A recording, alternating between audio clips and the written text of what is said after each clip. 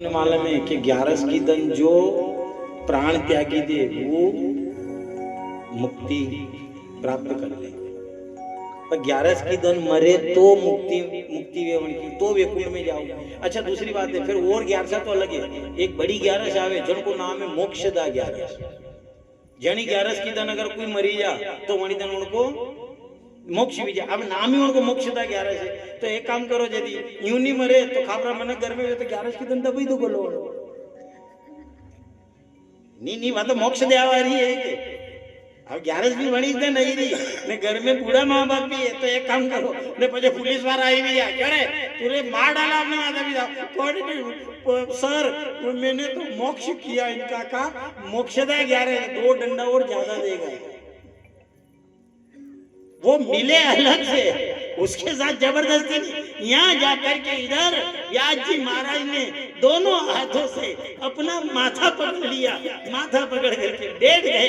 उस समय जाकर के इधर नारद जी महाराज आ गए। क्यों व्याकुल होकर बैठे?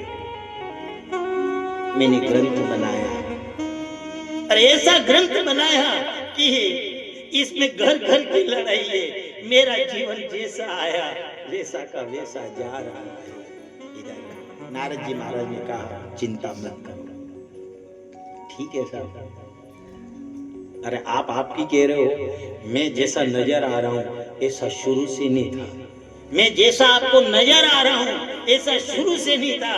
मैं आज तो नारद नजर आ रहा हूं, लेकिन पहले मैं दासी पुत्र था। मैं दासी पुत्र था, लेकिन इसी सत्संग से आज मैं दासी पुत्र से नारद बन गया। अरे संत महात्मा चतुर्मास हमारे यहाँ करने के लिए आते। एक दिन क्या हुआ, जब संत महात्मा हमारे यहाँ आए, हमारी माँ ने खूब सेवा करी, उनका जूठन साफ किया, उन महात्मा का जूठन साफ किया। 4 महीने तक उन महात्मा ने सत्संग करी, हमने उनकी बहुत सेवा करी। जैसे ही महात्मा जाने लगे, इधर जैसे ही महात्मा निकले, मैं चरण पकड़ करके रोने लगा, लिपट गया। उन महात्मा ने कहा 4 महीने पूरे हो गए, अब हम यहाँ से जाएंगे, चतुर्मासा पूरा हो गया। नारद जी महाराज ने कहा मैं दासी पुत्र था, लेकिन उन महात्मा से मेरा इतना लगाव हो गया कि मेरी आंख में आंसू आ गए, मैं लिपट गया। और उन महात्मा से नारद जी महाराज दासी पुत्र भाव में थे। उस समय कहने लगे मुझे भी संग लेता जा, अरे मत वाले सन्यासी।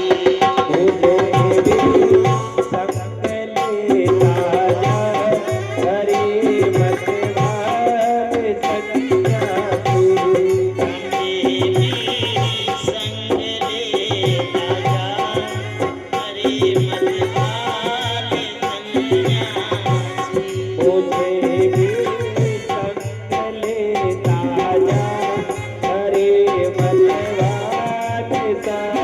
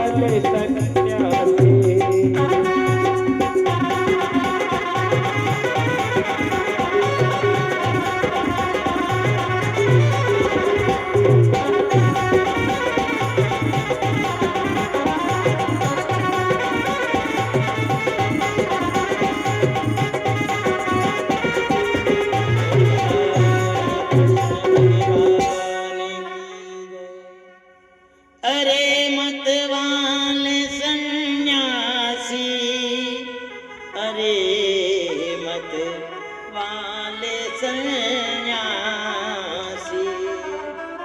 दुख आया, व्यास जी महाराज ने महाभारत की पोथी की रचना करी और देखा कि मेरी जिंदगी पूरी की पूरी ऐसी की ऐसी निकल गई। वो कह नहीं साहब अपनी भाषा में कहा भी कि सुबह का भूला शाम को घर आ जाए तो उसे भूला नहीं कहते। ये सब शरीर हो जाती है। अरे भूल अपन अपनी बात करे, यहाँ व्यास जी महाराज से भूल हो गई, पछताने लगे। वो माथा पकड़ लिया उन्होंने, जैसे ही माथा पकड़ा, माथा पकड़ करके पश्चाताप करने लगे, तुरंत नारद जी। पर वो जुड़े रहे इससे, इस सत्संग से जुड़े रहे। ये सब भूल हो गई, निकाल दिया। अरे अपन अपनी बात करे, यहाँ तुलसीदास जी के पिताजी ने, जब तुलसीदास जी का मूल नक्षत्र में जन्म हुआ, तुलसीदास जी का मूल नक्षत्र में जन्म हुआ, उस मूल नक्षत्र में जन्म होने के कारण इधर तुलसीदास जी को उन्होंने घर से निकाल दिया। क्योंकि मूल नक्षत्र में जो जन्म अगर बालक का हो तो वो पिता के लिए अच्छा नहीं होता, वो अच्छा नहीं है मेरे लिए। अरे तेरा मूल में जन्म हुआ, मैं तेरा मुंह नहीं देखूंगा। अब बोलो सब, जिसका मूल नक्षत्र में जन्म हुआ और मूल नक्षत्र में आज भी पिता 27 दिन तक बेटे का मुंह नहीं देखता। या तुलसीदास जी के पिताजी ने तो घर से निकाल दिया, तू चला जा, जिंदगी में कभी मुंह मत दिखाना। वो चाहता तो वो भी किधर इधर उधर बैठ जाता, पर नहीं, तुलसीदास जी भी गए, उनको ज्ञात हुआ मेरा त्याग किया है पिता ने, मैं इधर उधर नहीं जाऊंगा। और गए तो कहा, चित्रकूट में गए और हनुमान जी से जुड़ करके रहे, सत्संग से जुड़ करके रहे, जुड़ करके रहे, सत्संग को नहीं छोड़ा। इनका जन्म अगर विचार कर लो, अब उस जन्म को देख लेते, अगर वैसा देख लेते, मूल नक्षत्र में जन्म हुआ, पिता मुख नहीं देखे, तो फिर अच्छा कार्य थोड़ी करते। पर नहीं, उन्होंने देखा, उन्होंने संकल्प किया, मेरे पिता ने त्याग कर दिया, कोई बात नहीं, मैं इतना अभाग्य हूँ, मैं कैसा जन्मा हूँ पिता के लिए, जो पिता ने मेरा त्याग कर दिया। पर उनको ज्ञात नहीं है कि वो ऐसे स्थान पे गए जो मूल नक्षत्र में जन्म होने के कारण आखिर में दुनिया को मूल भगवान से जोड़ दिया, मूल परमात्मा से जोड़ दिया, राम से जुड़ करके रहे।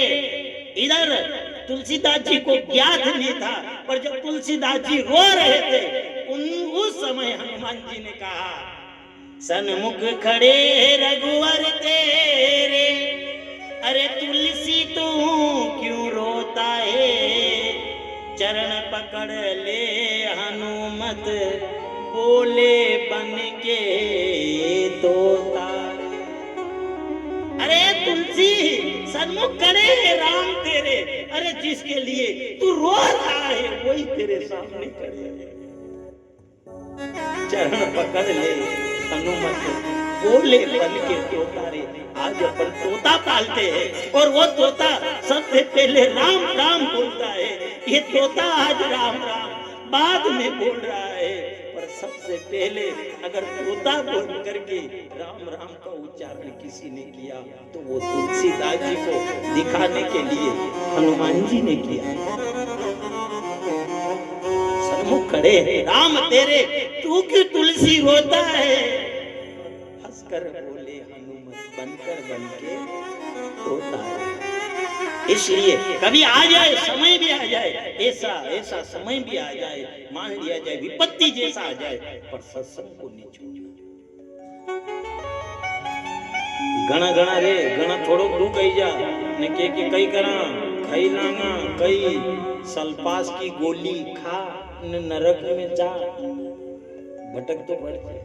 सत्संग काई के लिए, दुख आ जाए, आएगा दुख, महात्मा को भी आएगा दुख, पर सल्पास की गोली की ओर नहीं जाना।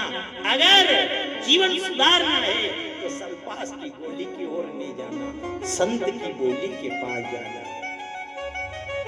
संत की बोली तार देती। नारद जी ने यही तो कहा है, वो महात्मा आए, मैं दासी पुत्र था, आज तो मैं नारद हूँ, जो आप भी मैं आया तो आपने हाथ जोड़ करके मेरे लिए आप खड़े हो गए, लेकिन मैं दासी पुत्र था, वो महात्मा जाने लगे। उस समय मैंने उनसे एक ही शब्द कहा, कोई संबंध ना तुमसे मगर लगता है तो प्यारा, कोई संबंध ना तुमसे मगर लगता है तो प्यारा, तू लाखों जहाँ से प्यारा है, तू लाखों जहाँ से प्यारा है।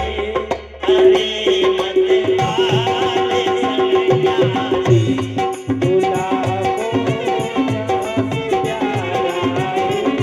अरे मत वाले सन्यासी, तू लाखों जहाँ से प्यारा है।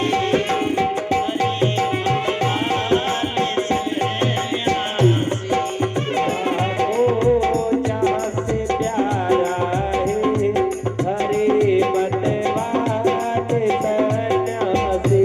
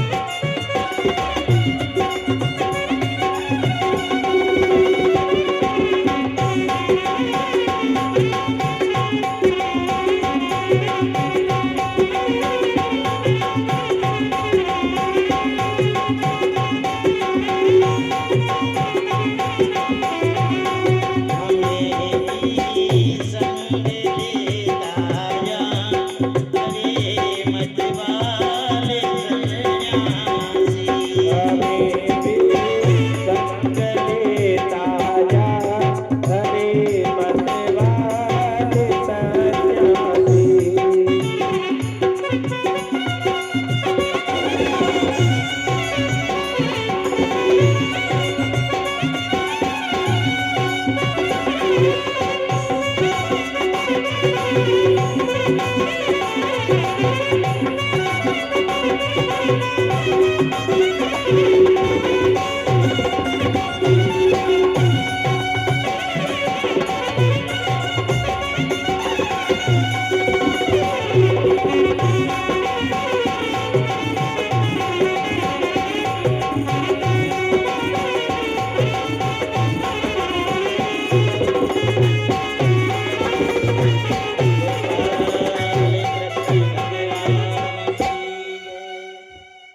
अरे मतवाले सन्यासी, अरे मतवाले सन्यासी।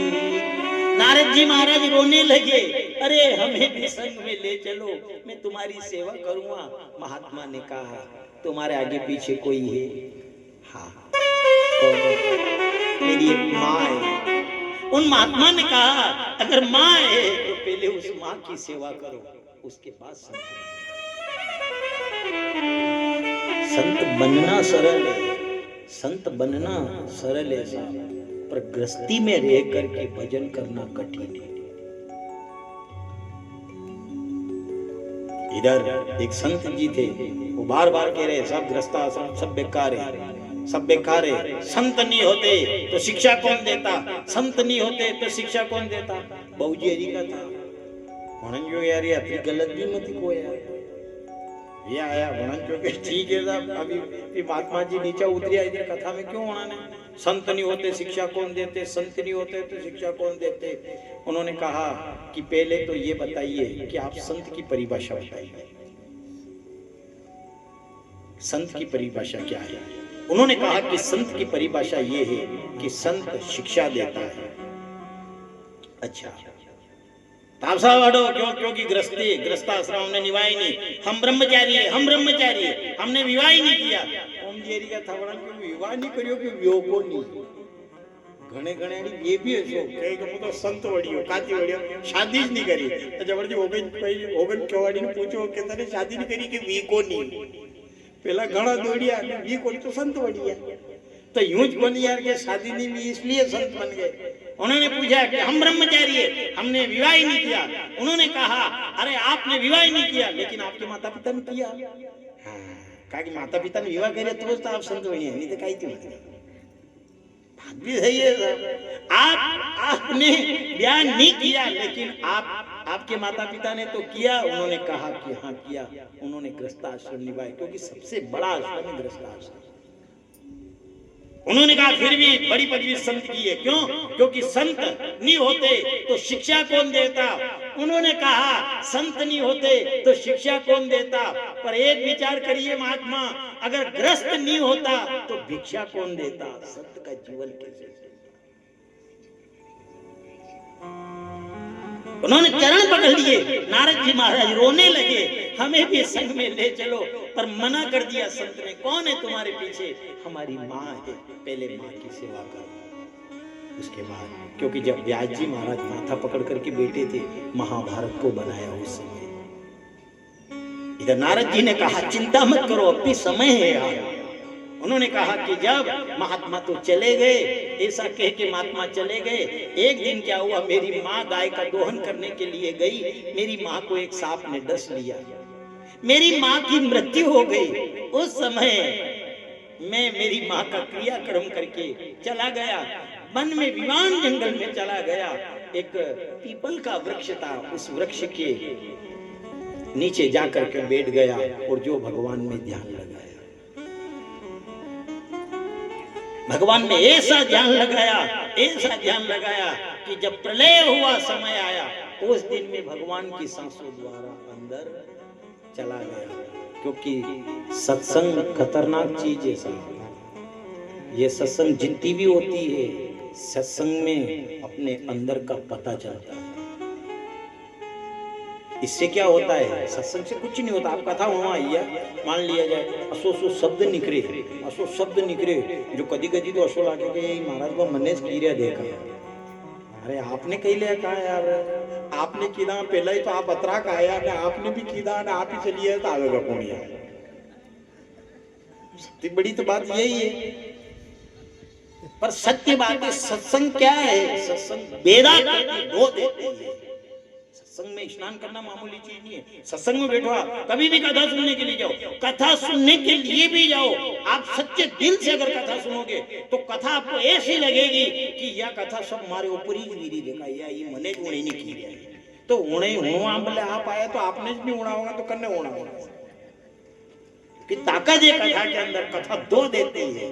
अरे आप यहाँ ठीक है, यहाँ मेहमानदारी में जाओ, ये तो सुभाष दा किरे दा कटे धैर्य की शादी थी, आज तो शादी में जाऊंगा आज तो।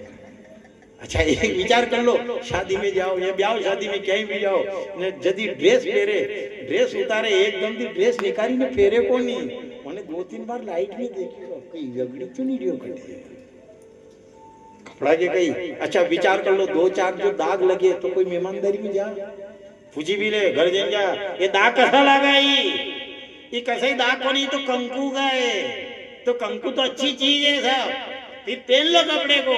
नहीं, 2-4 अगर कंकु के दाग लगे होंगे तो उस शर्ट को वो नहीं पहनता है। क्यों?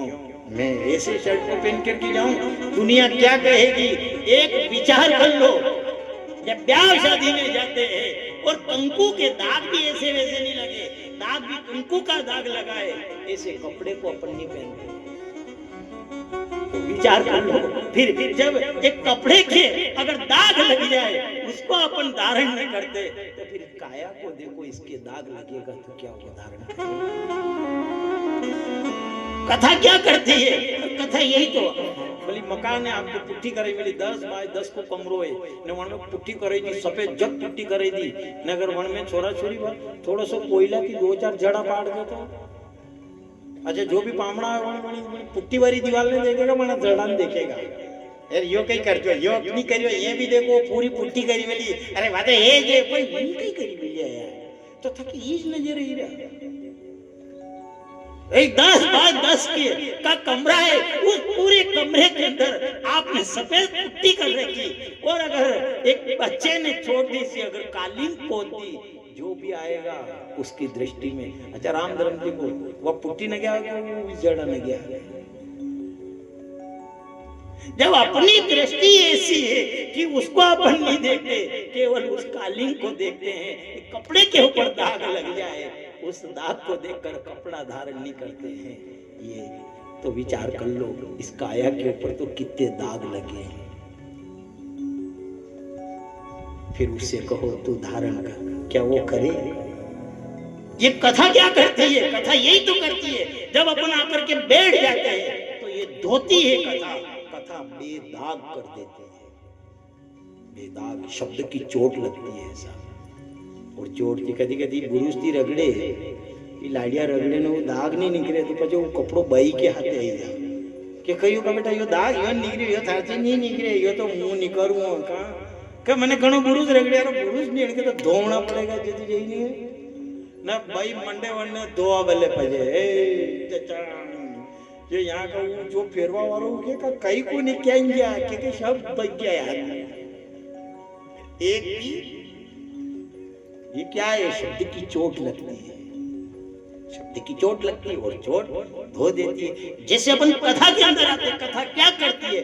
कथा यही तो करती है भूल हो जाए दाग लग जाए तो ये कथा बेदाग करके प्राणी को भेजती है। इधर व्यास जी महाराज से नारद जी महाराज ने कहा कि मैं पीपल के वृक्ष के नीचे जब बैठा हुआ था इधर जैसे ही मैंने भगवान में ध्यान लगाया उनकी सांसों के द्वारा चला गया। अब मैं गया उस समय तो दासी पुत्र था पर जो मैं प्रकट हुआ तो नारद बन करके आया। आज मैं जहां चाहूं वहां भगवान को प्राप्त कर सकता हूं। ये सब कृपा सत्संग की ये सब उस नाम की ओ कृष्ण नाम बोल रे कृष्ण नाम बोल रे कृष्ण नाम बोल रे कृष्ण नाम बोल रे।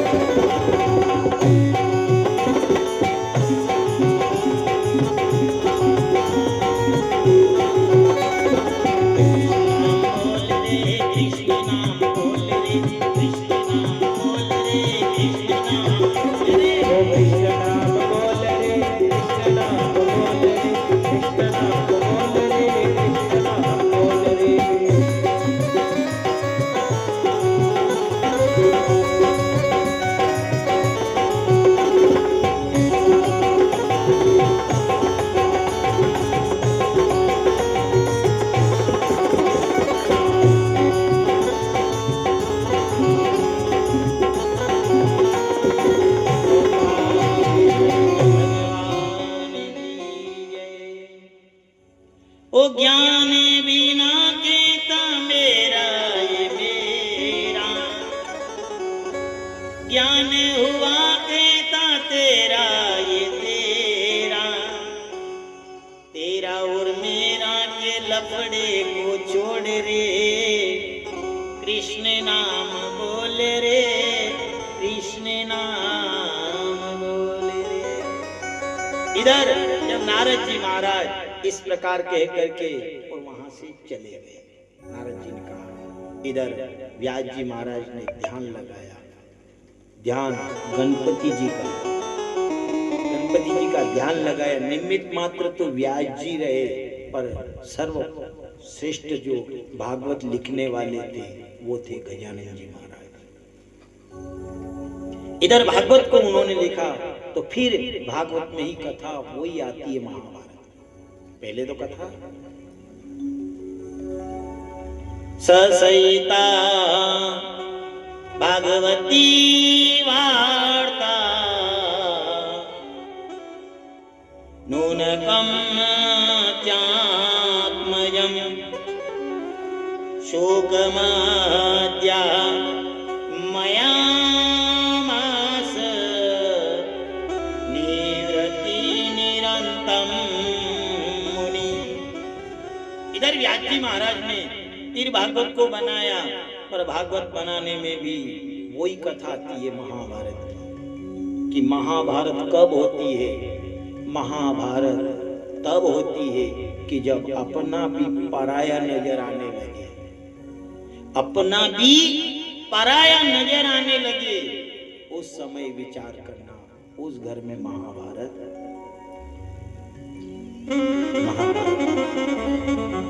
जहां पराया अपना नजर आए, जहां पराया है वो पराया भी अपना हो, तो विचार कर लेना उस घर के अंदर स्वर्ग निवास करता है। पर जो अपना है, अपना भी पराया नजर आने लगे, उस घर में अक्सर करके महाभारत।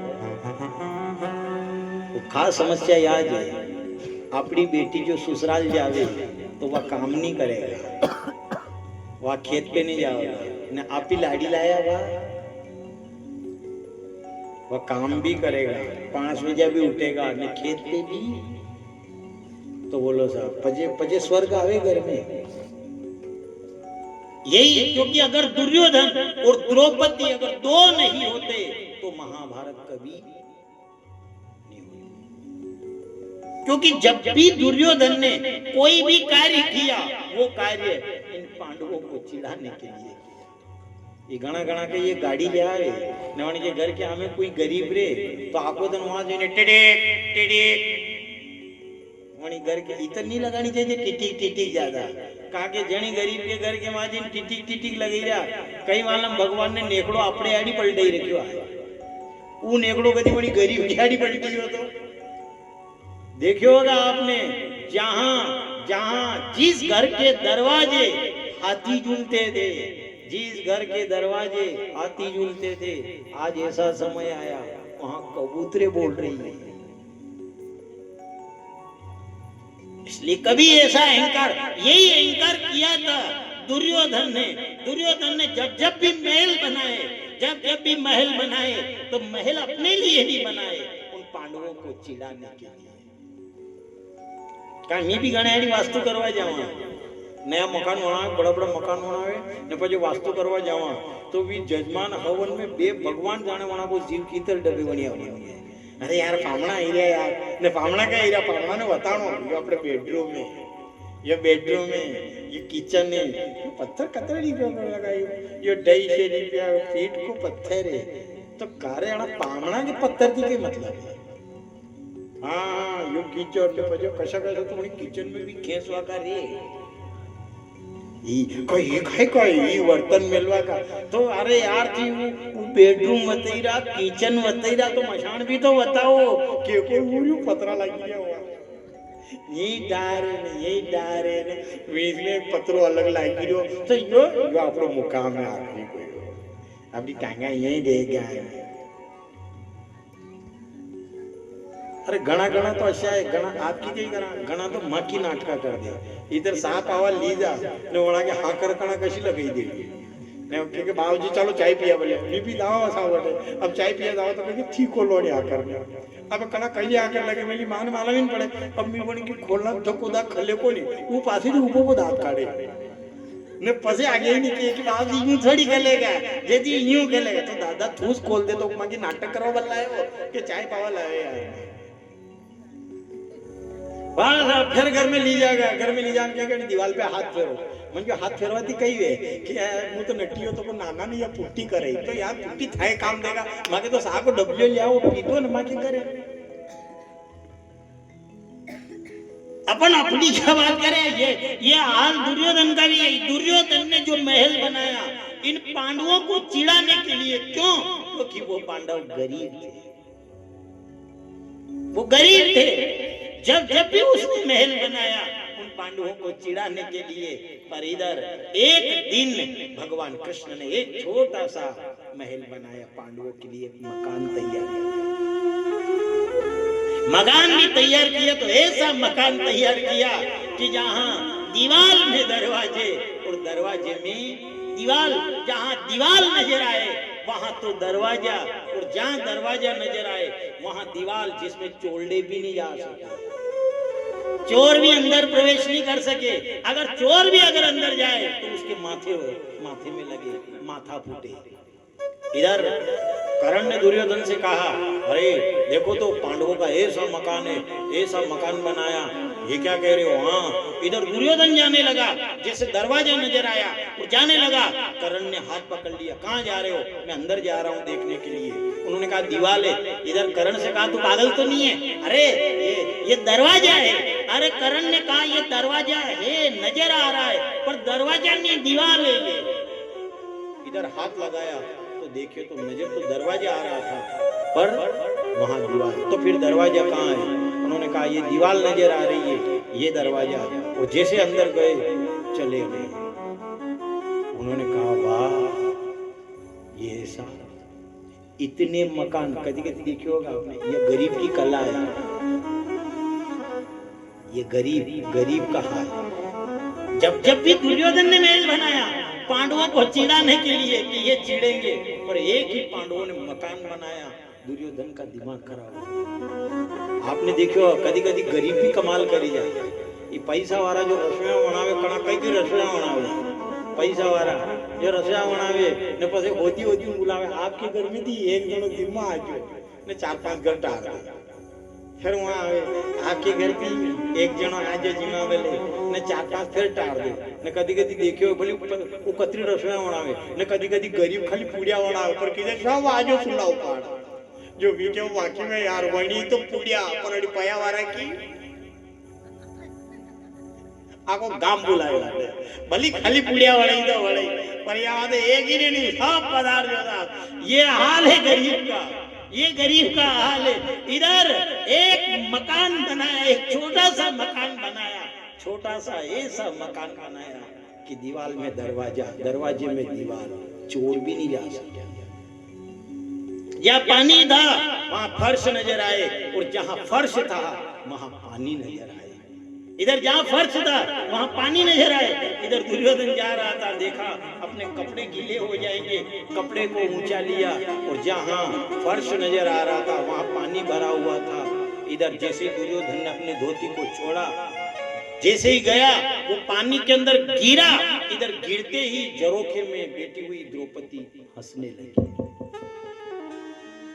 भीम भी पास बैठा हुआ था, द्रौपदी जोर जोर से हंसने लगी।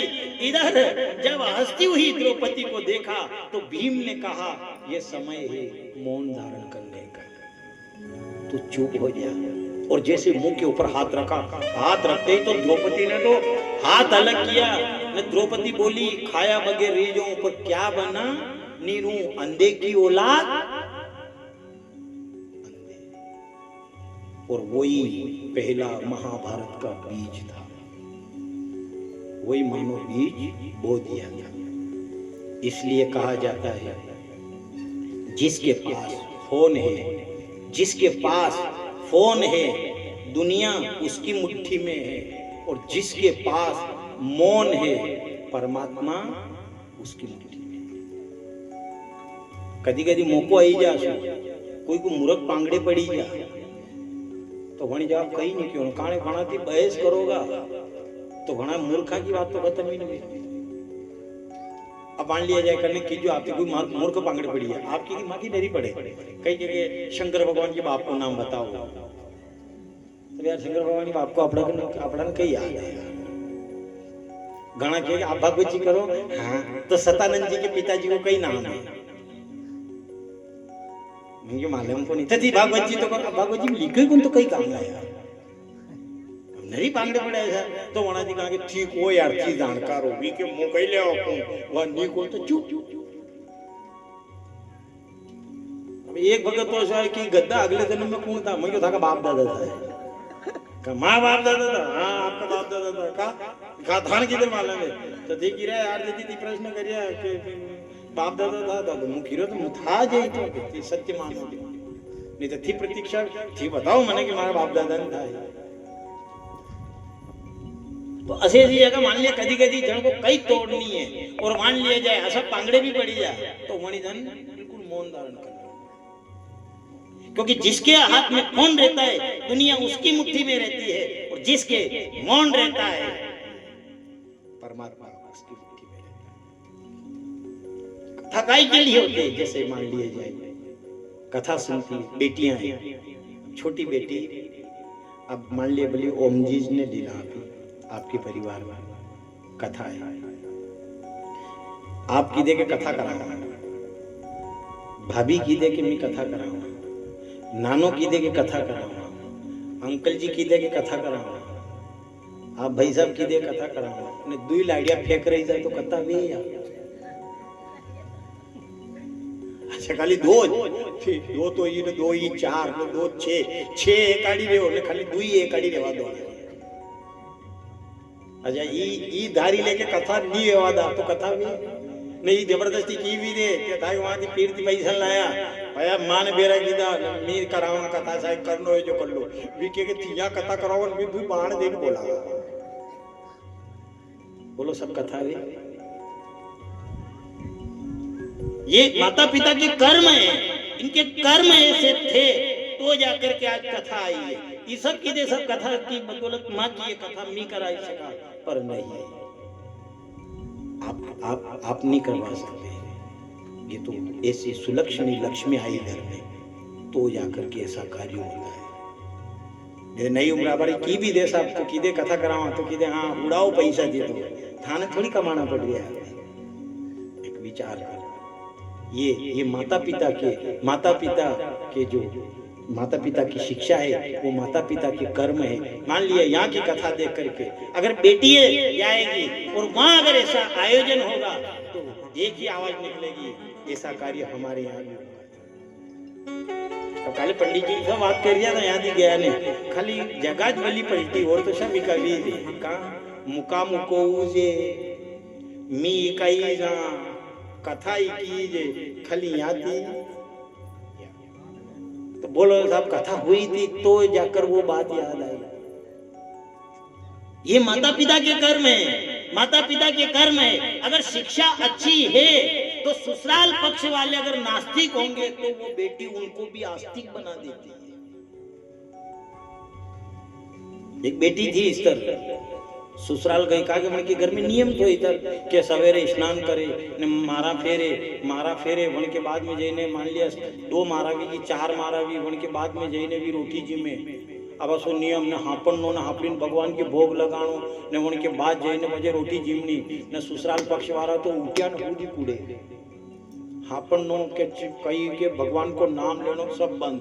अब लाड़ी गई नहीं लाड़ी गई नवाजे ने स्नान करने खुद ही मारा फेरवा लगी पण हौजीन को यो कही है वणन जो कि मार के नियम है मारा पीर को के मारा फेरू वणन जो यो नियम यहाँ नहीं चलेगा ये मारा आरा जब थारे वहां फेरिया कर यहाँ मारा नहीं फरेगा यार